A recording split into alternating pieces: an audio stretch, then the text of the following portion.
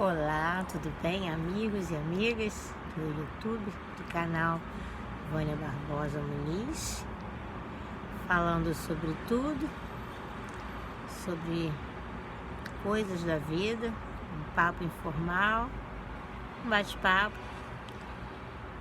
E hoje eu vim fazer a mesma coisa que eu pretendo fazer sempre, é um bate-papo. Do jeito que saiu, sem edição, pelo menos por enquanto. Eu não domino essa área e eu não sei fazer. Enquanto não tiver alguém que faça pra mim, montagem, essas coisas todas, eu não sei fazer nada disso. Então tem que ser do jeito que eu sei. E enquanto não tiver alguém que me auxilie nessas coisas, o que eu consiga fazer, consiga mexer com o aplicativo, com essas coisinhas. Então é um bate-papo informal entre eu e vocês. Então, eu lembrei de uma história de uma menina. Essa menina, ela foi levada como escrava para um país longínquo, onde a língua era diferente, ou seja, ela já tinha dificuldade na comunicação. É um povo que tinha uma cultura diferente, crenças diferentes, comida diferente, então tudo diferente. E essa menina foi levada como escrava para esse país. E o que acontece? Foi totalmente separada da sua família. As pessoas que amavam ela e que ela amava também, os conhecidos, os que cuidavam dela, os que protegiam ela, não tinha mais essas pessoas. Então era uma situação muito difícil, muito difícil. Quantos de nós passamos por situações difíceis, né? Mas tem gente que passa por situações bem mais difíceis. E ela, assim, com pouca idade, já passando por uma situação dessa. Mas essa menina, ela tinha uma coisa muito importante. Ela não media esforços para ajudar, para fazer o que fosse de bom. Então ela tinha dentro de si aquela coisa de fazer o bem.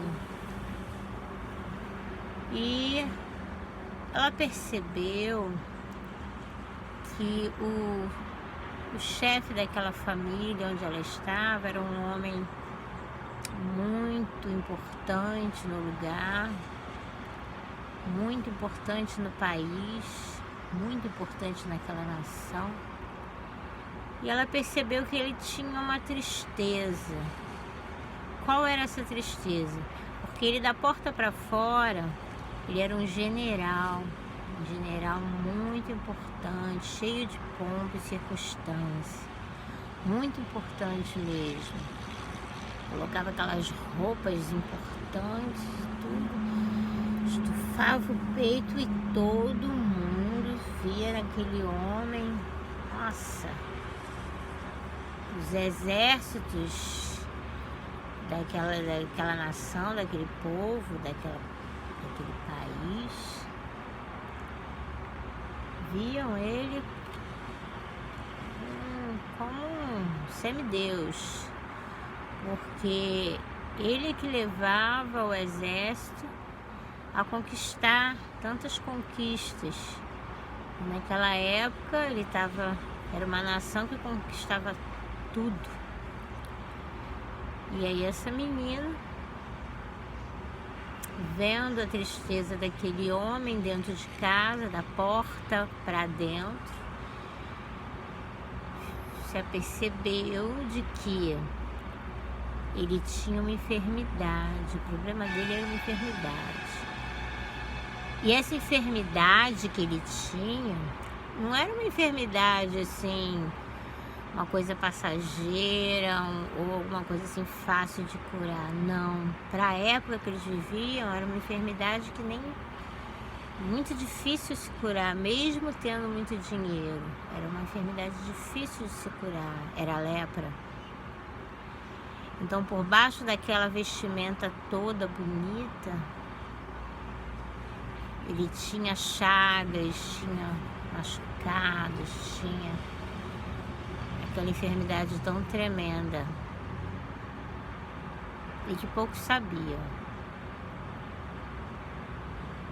E os poucos que sabiam era a esposa, um círculo bem fechado de pessoas, os mais chegados mesmo de casa, que também não tinha como esconder das pessoas mais chegadas, né?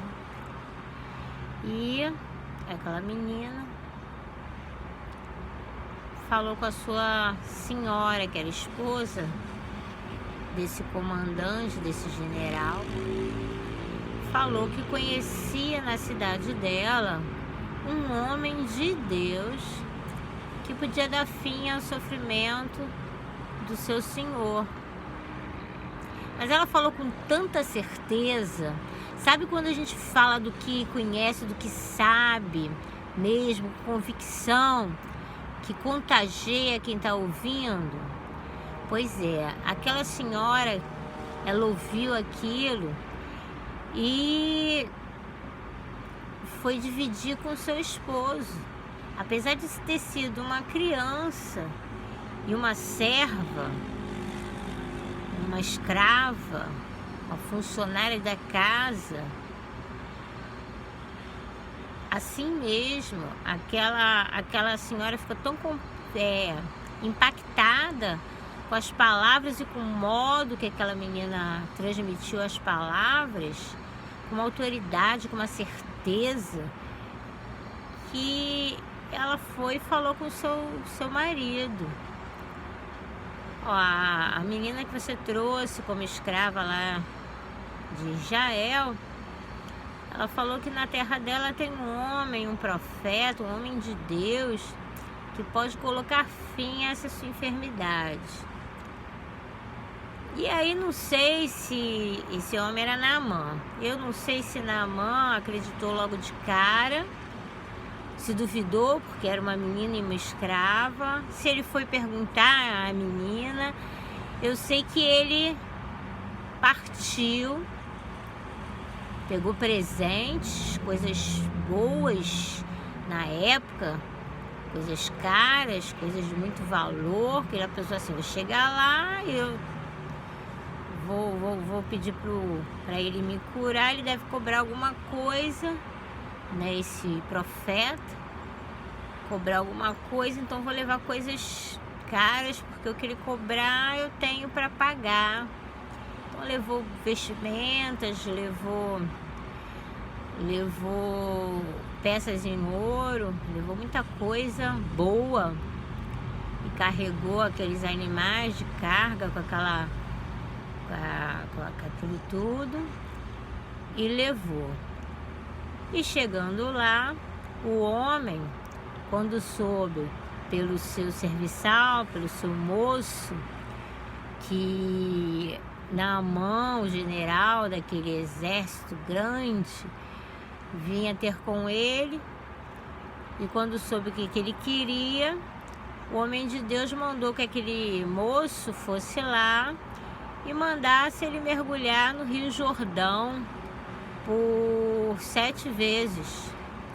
Vai lá e mergulha 7 vezes no Rio Jordão que você vai ficar bom, curado. E aí o moço, quando foi, falou para Naamã que era para ele mergulhar, que o profeta tinha mandado ele mergulhar. Você, tá pensando o quê? Eu saio da minha terra, de tão longe, chego aqui, ele nem me recebe, manda um guri, um moço, um jovem vir me falar para mergulhar num rio sujo, barrento, sendo que eu vim de um lugar onde tem os rios limpos, as águas limpas.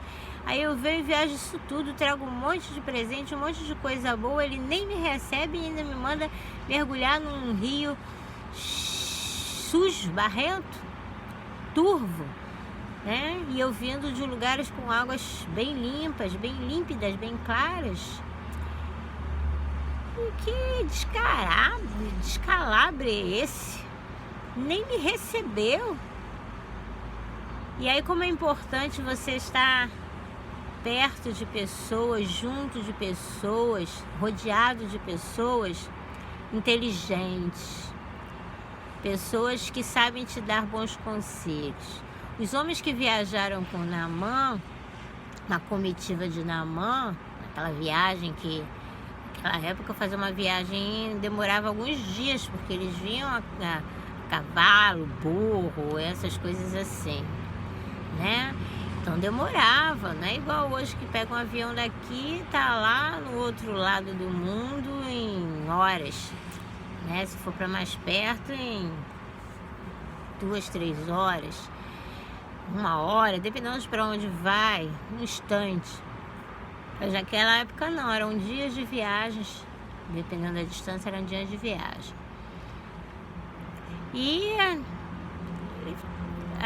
aqueles serviçais falaram para ele: meu senhor, se esse homem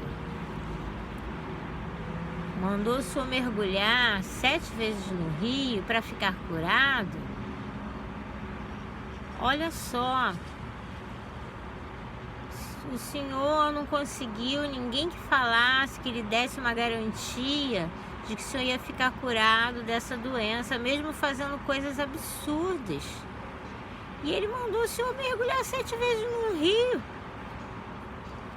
Que custa o senhor fazer isso que ele mandou, se não ficar curado? Também mergulhou, não vai morrer por conta disso, mas não vale a pena tentar, porque se ficar curado. E se ficar curado? Aí Naamã pensou bem, assim, não, é verdade. O que é mergulhar num rio, um pouquinho de águas turvas, 7 vezes, o calor que faz, né? Lá em Israel, lá fazia calor, como faz até hoje. Mergulhar 7 vezes, né? E ele fez conforme os seus subordinados, subalternos, falaram para ele fazer.